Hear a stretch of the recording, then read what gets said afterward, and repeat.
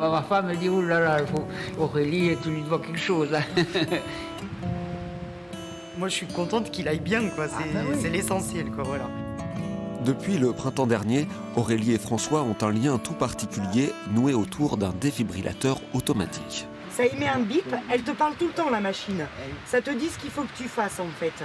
Tout s'est passé dans la salle des fêtes de leur commune lors du repas des anciens, juste après l'apéritif. Je ne sais pas s'il a servi le vin ou pas, je ne sais rien.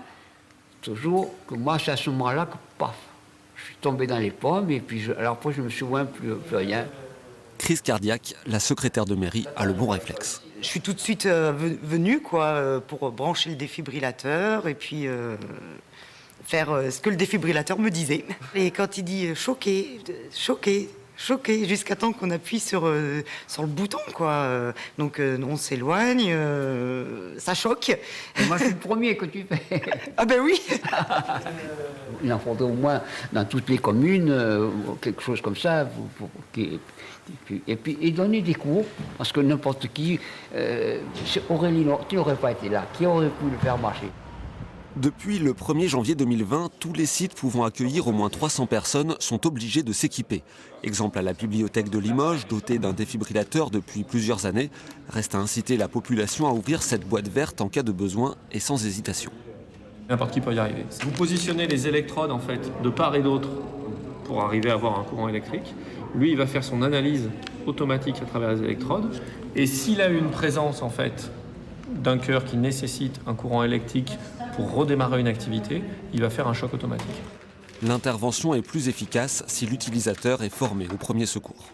La formation aux gestes qui sauvent doit devenir une priorité pour le grand public, alors pour les arrêts cardiaques, mais aussi pour tous les types d'atteintes, brûlures, malaises, noyades. Restez calme, vérifiez l'état de conscience.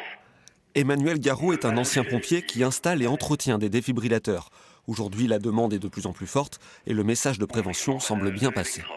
En massage cardiaque seul, c'est 4% de survie. En associé un défibrillateur, on passe déjà de 4 à 40% de survie.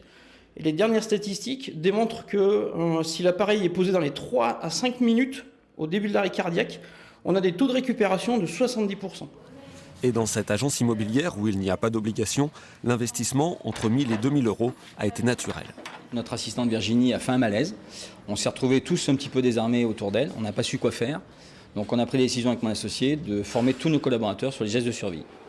Le nombre de personnes formées aux gestes qui sauvent est en constante augmentation, mais l'arrêt cardiaque reste la première cause de mort subite chez l'adulte.